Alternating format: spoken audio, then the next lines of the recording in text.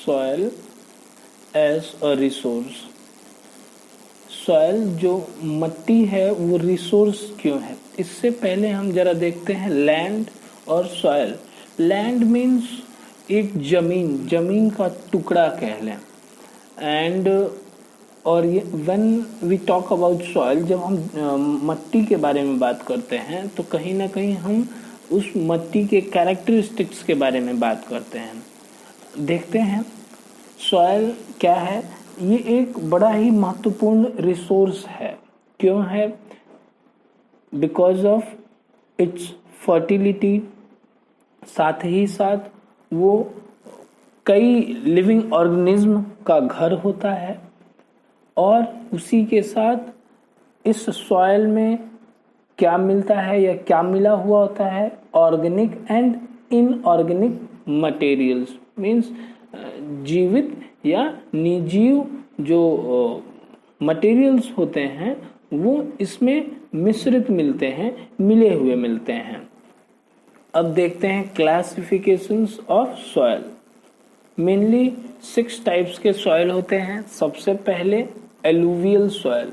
Alluvial soil कहाँ मिलते हैं? गंगा, ब्रह्मपुत्र और इंडस, ये रिवर्स के जो डिपोजिशंस होते हैं, जहाँ पे ये डिपॉजिट करती है, वो जो मट्टी बनता है वो अलुवियल सॉइल कहते हैं। इसकी फर्टिलिटी अच्छी होती है, वेरी फर्टाइल, और इसमें सैंड होता है, सिल्ट होता है, क्ले होता है, पोटैश होता है, फॉस्फोरिक। ये कहाँ पाया जाता है? नॉर्दर्न प्लेन्स में पाया जाता है, गुजरात में पाया जाता है, राजस्थान में पाया जाता है। अलुवियल सॉइल के भी 2 टाइप्स होते हैं, उसके एज के आधार पे, मीन्स कितनी पुरानी है। अगर वो डिपोजिशन लंबे समय का है तो उसको भांगर कहते हैं, और नया डिपोजिशन है उसको खादर कहते हैं। भांगर लेस फर्टाइल है, हायर कंकर कॉन्सेंट्रेशन है, और खादर में वेरी फर्टाइल, और यहाँ पे जो कंकर कॉन्सेंट्रेशन होता है वो लेस होता है। इसमें हम क्या उगा सकते हैं? Sugar cane, paddy, wheat, pulses. Black soil. Black soil सबसे पहले उसके कलर की वजह से कहते हैं, और इसको हम रेगर सॉइल भी कहते हैं। इस पे कॉटन सबसे अच्छा ग्रो करता है। ये कहाँ पाया जाता है ऐसा सॉइल? तो नॉर्दर्न वेस्ट डेक्कन प्लेट्यू में, प्लेट्यू ऑफ महाराष्ट्र, मध्य प्रदेश, छत्तीसगढ़, तो इन जगहों पे ये पाया जाता है। इट कैन होल्ड मॉइस्चर, ये नमी लंबे समय तक पकड़ सकता है, रख सकता है। And is rich in calcium carbonate, magnesium, potash and lime. साथ ही साथ इसमें गर्मी की सीजन में क्रैक्स आ जाते हैं, और सर्दियों के मौसम में ये स्टिकी हो जाता है। मीन्स बड़ा ही और जो स्टिकी नेचर की वजह से मॉइस्चर कंटेंट लंबे समय के लिए होल्ड किए रहता है। अगला है हमारा रेड एंड येलो सॉइल। ये रेड और येलो सॉइल इसलिए कहा जाता है क्योंकि इसमें आयरन कंटेंट होता है, उस समय ये रेड कहते हैं। और वो सॉइल जहाँ पे कि येलो प्रॉपर्टी शो करता है उसमें हाइड्रेटेड फॉर्म में होता है। मीन्स वहाँ पे जो वाटर कंटेंट है वो हाई होता है, तो इस प्रॉपर्टी की वजह से रेड और येलो सॉइल कहते हैं।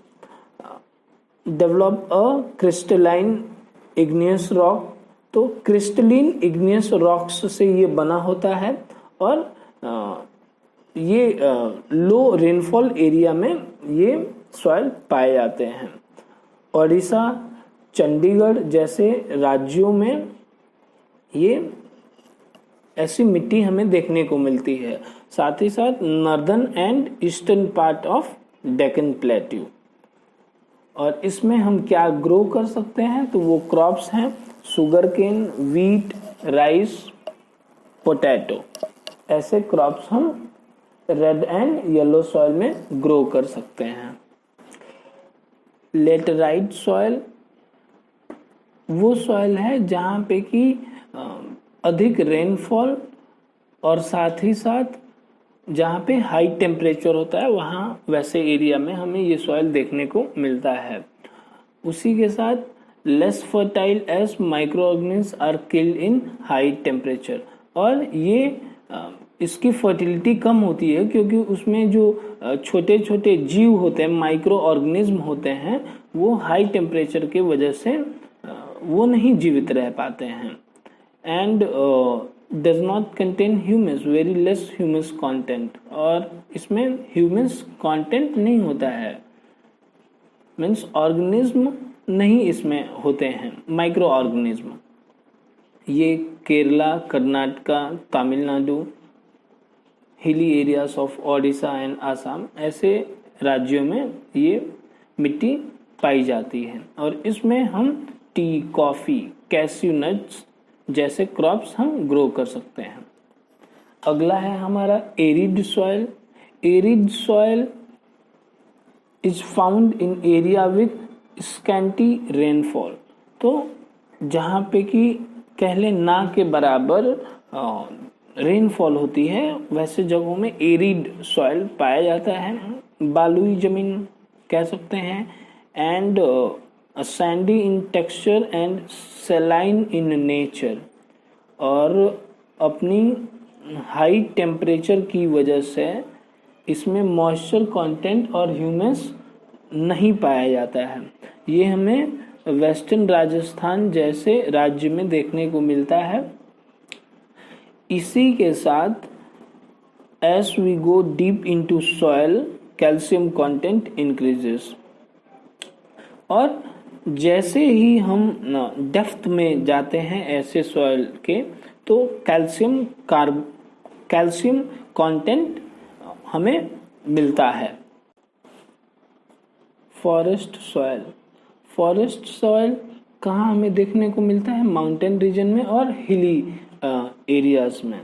और यहाँ पे रेनफॉल अच्छे मात्रा में होता है, दैट इज इन सफिशिएंट। और different types of soils are found. और यहाँ पे अलग अलग तरीके के सॉइल्स हमें देखने को मिलते हैं लोकेशन के आधार पे। जो अपर पार्ट ऑफ सॉइल होता है, वो सॉइल इरोजन वहाँ पे स्लोप रीजन होने की वजह से अधिक होता है। और उसी के साथ acidic, less humus content, less fertile soils जो कि ऊपरी सतह पे होते हैं, वो होते हैं क्योंकि वहाँ पे सॉइल इरोजन अधिक होता है। और lower part of the mountain जो है, वहाँ पे क्योंकि सॉइल इरोजन कम होता है, तो वहाँ की मिट्टी जो होती है मोर फर्टाइल होती है ऊपर के कंपैरिजन।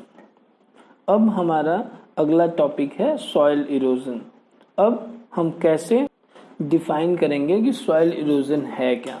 सॉइल इरोजन वो है जहाँ पे कि जो ऊपरी सतह है मिट्टी का, वो वॉश आउट हो जाता है, चाहे वो नेचुरल फैक्टर से हो या मैन मेड फैक्टर से हो। तो सॉइल इरोजन जो नेचुरल फैक्टर से होता है, वो विंड के थ्रू होता है, ग्लेशियर्स के थ्रू होता है और वाटर के थ्रू होता है। और जो मैन मेड रीजन है जो कि इंसानों के द्वारा, तो वो है डिफॉरेस्टेशन, ओवरग्रेजिंग, कंस्ट्रक्शन और माइनिंग जैसे वजहों से होता है। Types of soil erosion mainly 3 तरह से जो मिट्टी है वो वॉश आउट होती है, और वो है पहला गलीस, दूसरा सीट इरोजन और तीसरा है विंड इरोजन। गली में क्या होता है कि एक जमीन होती है जिसमें कि पानी के बहाव की वजह से जमीन में एक लंबा गड्ढा बन जाता है, मीन्स जमीन नीचे की तरफ बैठ जाती है एक चैनल के रूप में, तो उसको गली कहते हैं। उसके थ्रू वॉश आउट होने लगता है। और सीट इरोजन तब होता है जबकि पानी की वजह से जमीन के सतह के ऊपर से जब पानी फ्लो करता है और वो कैरी आउट करता है सॉयल के लेयर्स को या पार्टिकल्स को, तो वो सीट इरोजन है। और विंड इरोजन वो है जब हवा के बहाव से जो मट्टी है वो वॉश आउट होती है, तो ये है हमारा wind erosion. Soil conservation. Soil को कंजर्व करने के लिए जो मेथड्स अपनाए जाते हैं उनमें से पहला है एफॉरेस्टेशन, दूसरा है कंटूर प्लॉइंग, तीसरा है टेरेस फार्मिंग। टेरेस फार्मिंग में क्या होता है कि सीढ़ियों जैसा आकार बनाया जाता है जिससे कि पानी का बहाव कम हो जाता है। उसके बाद से स्ट्रिप क्रॉपिंग। स्ट्रिप क्रॉपिंग वो है जो कि क्रॉप्स के बीच में लाइंस मीन्स पैरेलल लाइंस में बड़े बड़े ग्रासेस को ग्रो किया जाता है जिससे कि जो हवा के बहाव से मट्टी को वॉश आउट होने से रोका जा सके। और आखिरी है हमारा शेल्टर बेल्ट। शेल्टर बेल्ट वो मेथड है जहाँ की फिर से एक पैरेलल रो में क्रॉप्स के बीच में कह लें ट्रीज को सीरियल ऑर्डर में प्लांट किया जाता है जिससे कि फिर हम द फ्लो ऑफ एयर को चेक आउट कर सकें।